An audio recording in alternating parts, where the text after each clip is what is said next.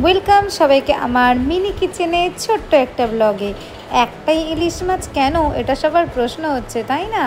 অন্য জায়গায় কিন্তু সবার জন্য ইলিশ মাছ রান্না হচ্ছে, আমি সেখানে যেতে পারবো না, তাই জন্য একটা মাছ আমি নিজের মিনি কিচেনে রান্না করছি আর শেয়ার করছি তোমাদের সবার সাথে। করব বেগুন দিয়ে, আলু দিয়ে, কালো জিরে ফোড়ন দিয়ে ইলিশ মাছের ঝোল।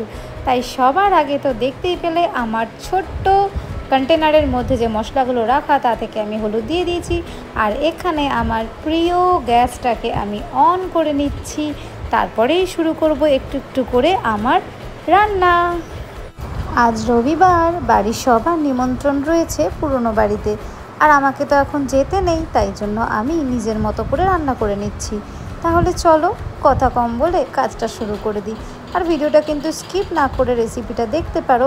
এই রান্নাটা আমার ঠাকুমা ভীষণ ভালো করতো, তবে এখন মাও ভালো করে।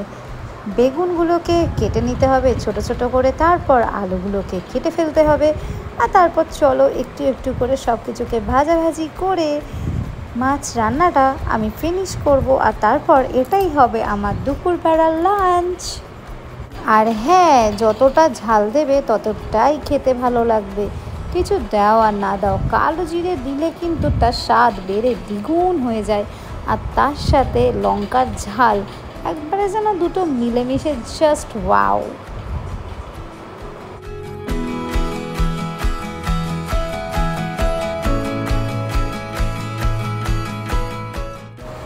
এদিকে তো সব কিছু কাটাকাটি হয়ে গেছে, তারপর এগুলোতে নুন আর হলুদ ভালো করে মাখিয়ে নিয়ে তারপরেই এখন আমি শুরু করব আমার ভাজাভাজির কাজগুলো।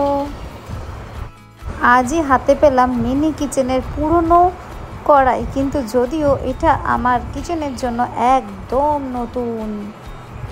ভেবে নিয়েছি যখন যখন তোমাদের সাথে রান্না শেয়ার করব মিনি কিচেনে, তখন তখন এই কড়াইটাতেই রান্না করব। তাই এই কড়াইটা আমি আর নিচে পাঠাতে পারবো না, এটা আমি আমার কাছেই রেখে দেবো। একটা ইলিশ মাছ ভাজতে যেন কি মজাই না লাগছে, কি বলবো। কড়াইতে মনে হচ্ছে ও একাই রাজত্ব করছে।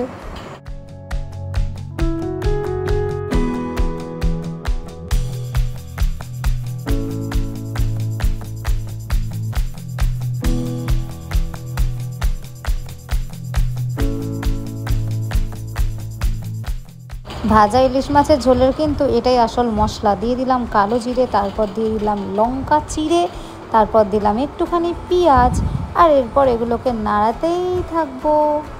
এরপর দেবো যেটা আমি প্রত্যেকবার ভুলে যাই, সেই নুন। নুনের পর দিয়ে দিলাম একটুখানি হলুদ, যাতে রঙটা হলদে হলদে চলে আসে।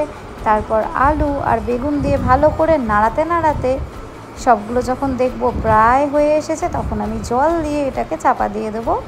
আর চাপা দেওয়ার মতো ঢাকনা টাকনা এখনও কিচ্ছু নেই, তাই একটু টাইম নিয়ে এটাকে সেদ্ধ করতে হচ্ছে, যাতে আমার ঝোলটা রেডি হয়ে যায়। এর পরের বার চাপা ঢাকাটা নিয়ে আসতে একদম ভুলবো না।